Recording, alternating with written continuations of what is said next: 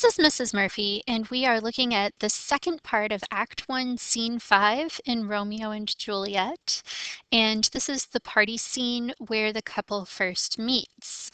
So we've already discussed the beginning of the scene in which we saw some preparations for the party, some general chaos, and during which Tybalt spotted Romeo and immediately wanted to fight him. Lord Capulet is characterized throughout the early part of this scene as being very jovial, very upbeat, and wanting to be a good host. During this time, we see lots of banter and some insults being thrown about. We see Tybalt referring to Romeo as villain, which is calling him a very lower class person. And then Capulet, when he's sitting on Tybalt and getting on his case about wanting to fight, Capulet actually calls Tybalt Goodman.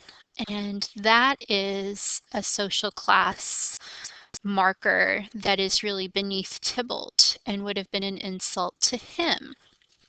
But as we come back to the action, Romeo and Juliet are about to meet.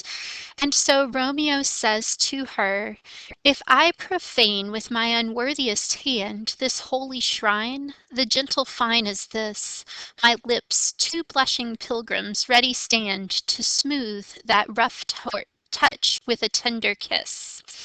And so what Romeo is saying to Juliet here is that he really is unworthy of her and that his hand would certainly profane or stain her, which she is a holy shrine, but that his lips are like pilgrims, and pilgrims would be very holy.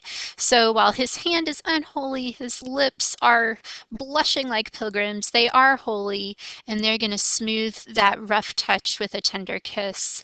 Juliet replies, "Good pilgrim." So she's going along with this metaphor, going along with the game, and she says, "Good pilgrim, you do wrong your hand too much."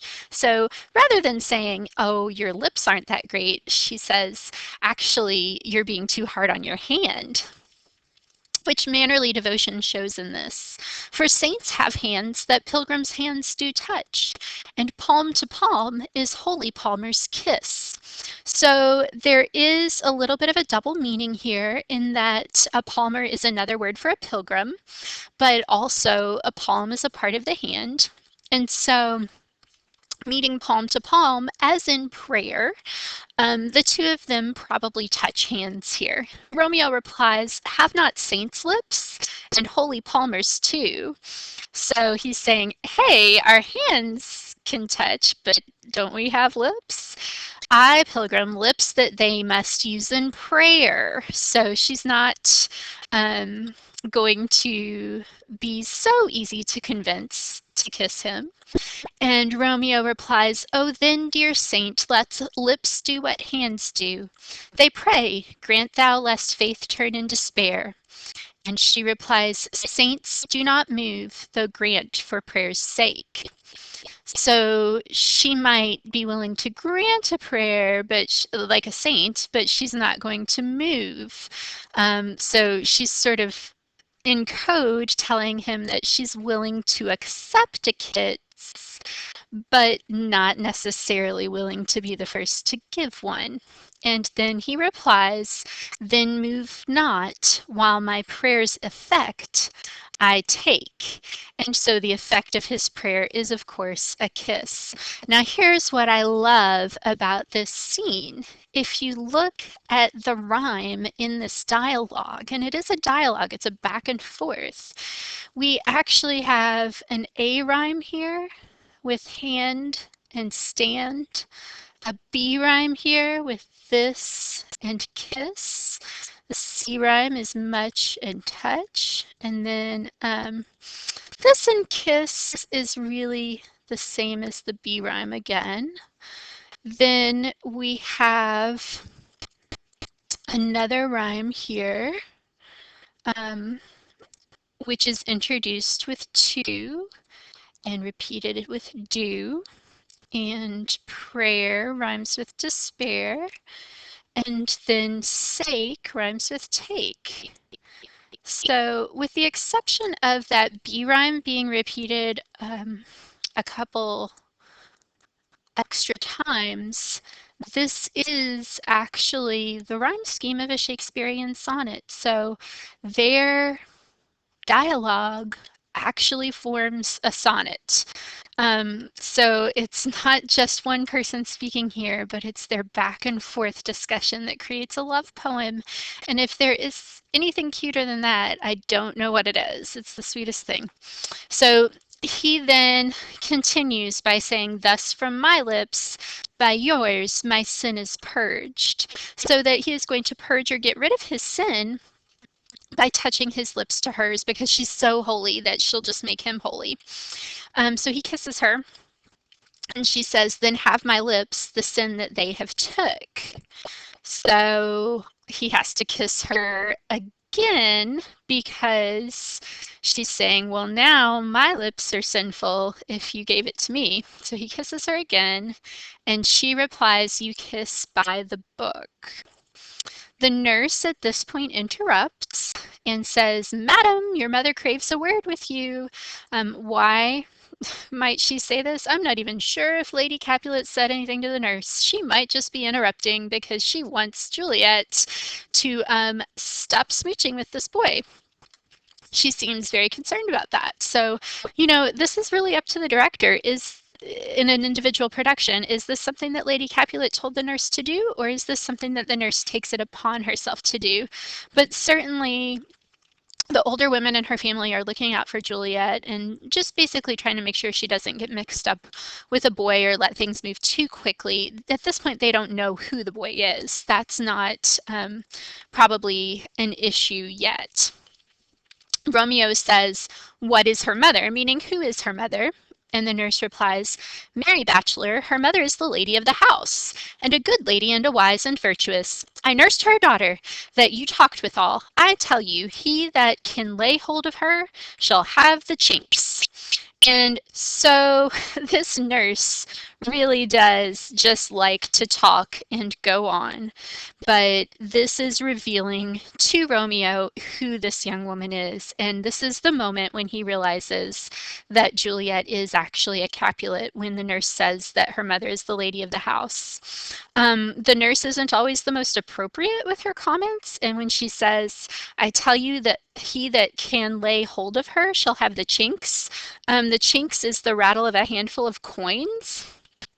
So what she means is that whoever marries Juliet will be very rich because she comes with a good bit of money from her parents. So Romeo replies, shocked at her true identity. Is she a Capulet?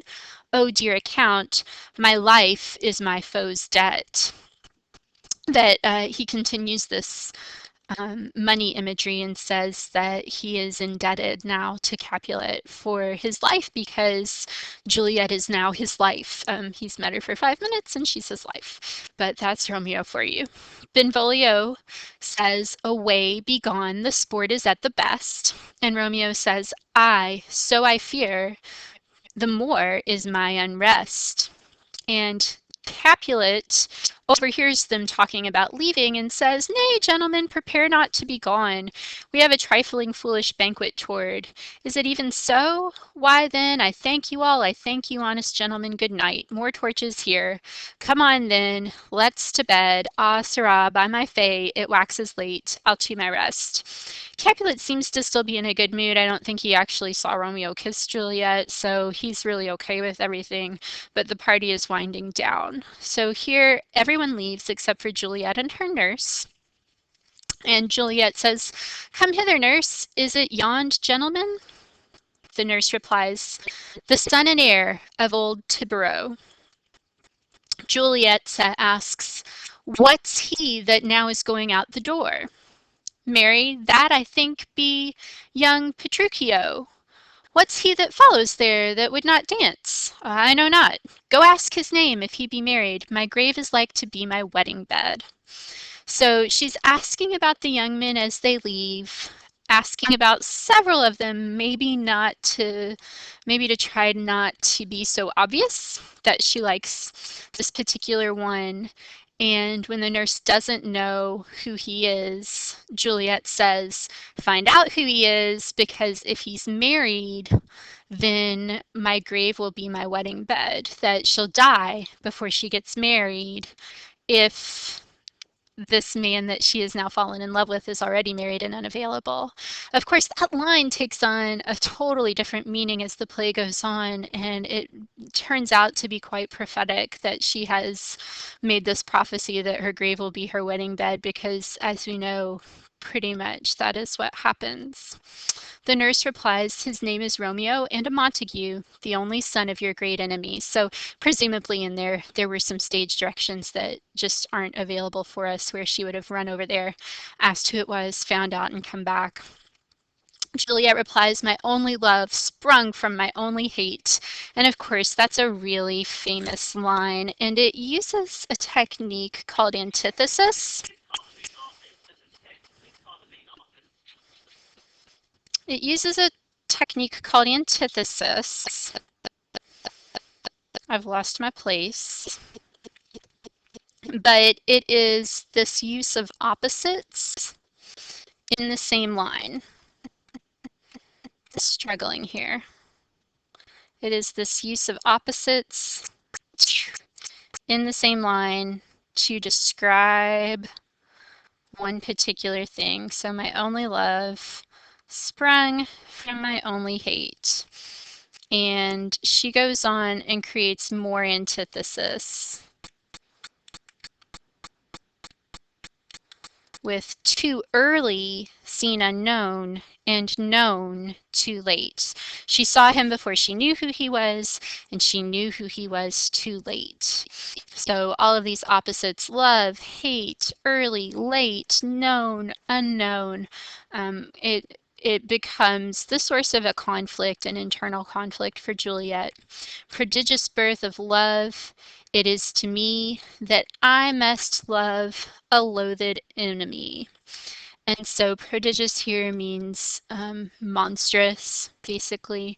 This is a horrible thing to her, that she has fallen in love, quickly, albeit, but fallen in love with her family's enemy.